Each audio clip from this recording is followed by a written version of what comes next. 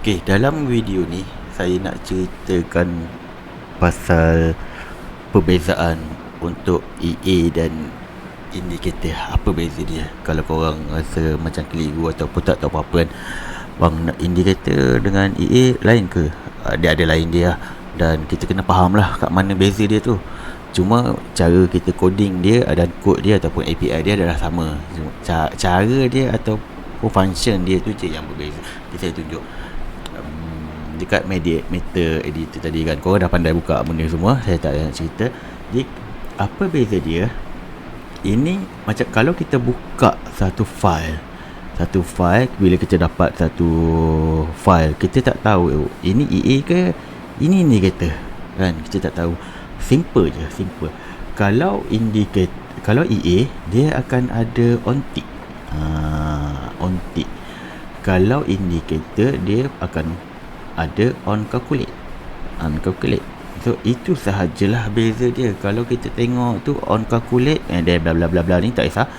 Kita faham. Ini indikator bang. Jadi kalau indikator dan kita run dia pada expert advisor ataupun EA, dia takkan jalan. Dia takkan berfungsi. Sama juga kalau kita on tick and then kita run dia pada indikator. Bang, kenapa dia tak jalan? Memang tak jalan lah. Sebab dia salah function. Ini terpanggilkan sebagai function yang dah memang ada dalam MQL file, dan ini dipanggil sebagai API lah. API sebab dia ada kat dalam MQL je, dekat dalam tempat lain tak ada. Dia tak ada. Okay, faham itu beza dia. Jadi korang nak coding sama je sebenarnya. Benda lain sama, tak ada beza pun. Yang beza dia adalah apa yang korang nak pakai. On init, on init, on t. Okey, contoh. Ataupun kalau indikator on init, on init dia tak ada, tak apa.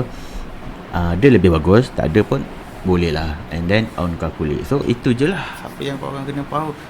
Kalau korang nak buat indikator, apa function utama yang perlu ada. Kalau nak buat EA, apa yang utama yang perlu ada. Itu sahaja. Okay, katakan kita dah buat satu indikator. Kita dah ada satu indikator, kita dah tulis kod apa semua working, and then kita nak tukar dia jadi EA contohlah kan.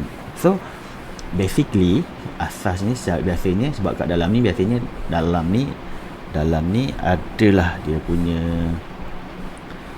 kod dia.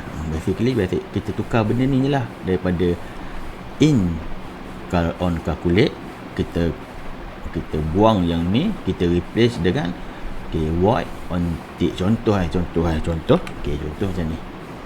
Korang nak convert okey, so kita dah boleh switch daripada ni tak ada buka daripada indikator kepada EA. And then adalah banyak perkara yang korang nak kena buat adjustment coding dia nanti, sebab biasanya adalah barang-barang yang hilang. Itulah, itu cara paling simple. Tapi saya tak buat macam tu. Biasanya kita asingkan file. Memang kita asingkan file, tapi ni kita buka yang baru, dan kita copy lah kod-kod dia. Apa yang penting, kod-kod yang kat atas ni kita copy, kita letak kat sini, dan kita copy apa benda semua, dan kena buat adjustment sikit. Itulah leceh sikit kan, tapi itulah cara dia. Saya nak tunjuk. Okay, terima kasih. Apa benda on ini, on D ni, on T ni semua, on calculate dan lain-lain tu, saya cerita dalam next video.